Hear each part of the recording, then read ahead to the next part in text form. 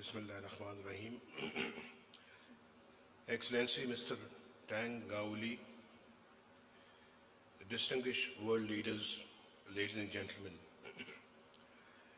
it gives me great pleasure to congratulate China for hosting this spectacular Belt and Road Forum for International Cooperation and for choosing a very apt theme for this summit, Cooperation for Common Prosperity. This is a historic event.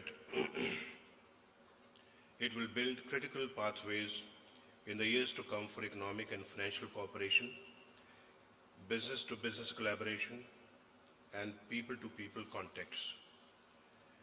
I am here today to celebrate the remarkable success of the seminal initiative of the One Belt, One Road, shoulder to shoulder with our close friend and trusted ally, China, and the other world leaders present here.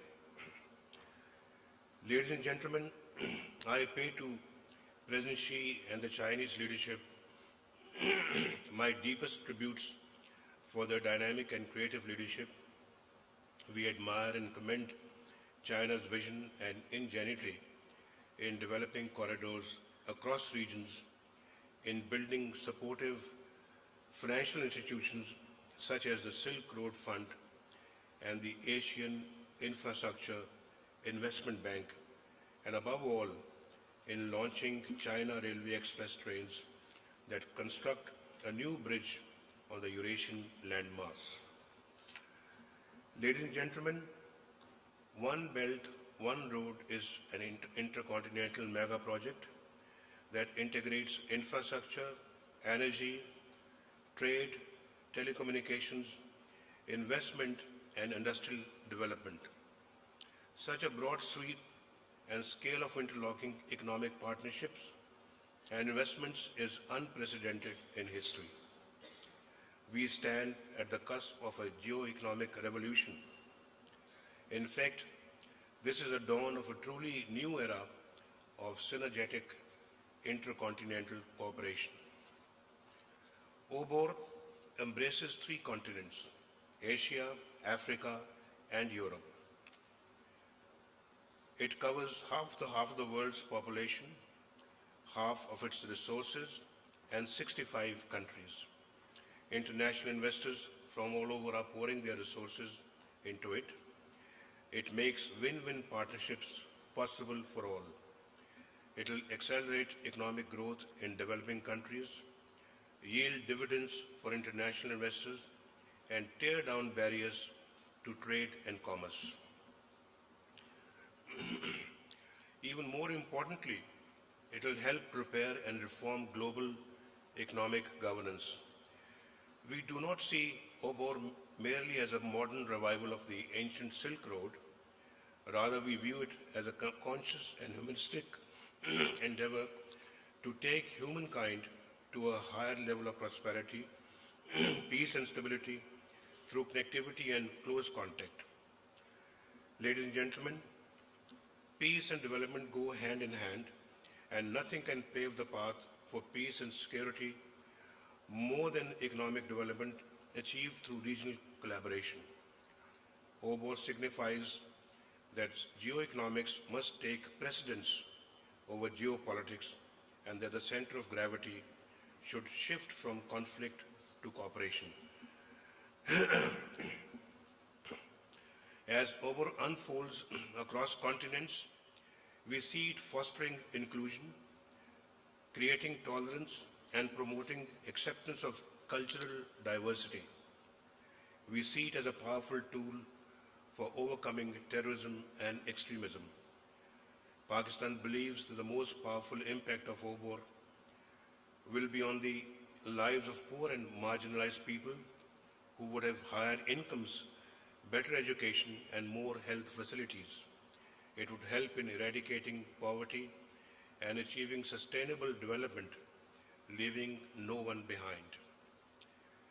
Ladies and gentlemen, the China-Pakistan Economic Corridor is a core project of OBOR.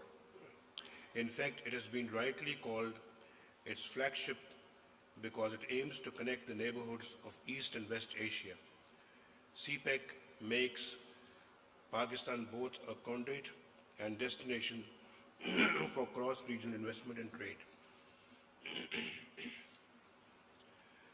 Let me make it very clear that China-Pakistan Economic Corridor is an economic undertaking open to all countries in the region. It has no geographical boundaries. In implementing this corridor, we are not striving to merely leverage geography for economic prosperity. We are also trying to build a peaceful, connected and caring neighborhood. It is time we transcend our differences, resolve conflicts through dialogue and diplomacy, and leave a legacy of peace for future generations. It is with this sense of pride, ladies and gentlemen, that I avail this opportunity to inform this forum that our infrastructure, energy, and industrial projects are moving just as envisaged. Many will be completed by or even before their timelines. Unprecedented economic, social, and cultural benefits will accrue from the China-Pakistan Economic Corridor, not just for the people of Pakistan, but also for the people of the entire region. Through a resolute will and sound planning, as well as the steadfast support of our Chinese friends, we have shaped an enabling environment for the China-Pakistan Economic Corridor to take off. It is producing new entrepreneurs, creating new jobs and businesses, and attracting international investment. The CPEC is a project owned and nurtured by all citizens of Pakistan. It is also fully compatible with our own Vision 2025, which invests our resources in multiple corridors of region cooperation, including energy, industry, trade and transportation. In pursuance of this vision, we are also bridging the gap between economic growth and social development by focusing on poverty alleviation, education, health, and gender mainstreaming. We will tap the full potential of our youth, who constitute more than 60% of our population. Before I conclude, I must emphasize that OBOR has gained wide traction. It negates the logic of polarization and rejects the encirclement of any country. It is about connectivity. It is about emancipation. It moves us out of silos into shared peace space. The fact is that now OBOR belongs to all of us, those who are participating in it and those who are not as yet. OBOR has truly become a global commons. Let us sustain it with full vigor and robust political will. Let OBOR become a metaphor for a new, mature, resilient, and cooperative world. We all must keep alive the spirit of one belt, one road. With this, ladies and gentlemen, I thank you all.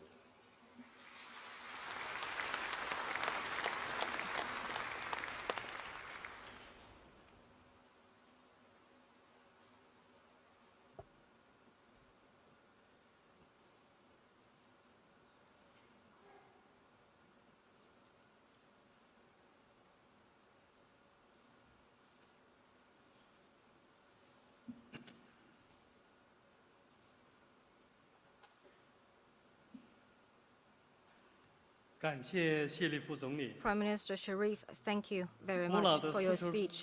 The ancient Silk Road connected China and the UK that were geographically apart. Today, the Belt and Road Initiative is giving new substance to the Silk Road, ancient Silk Road.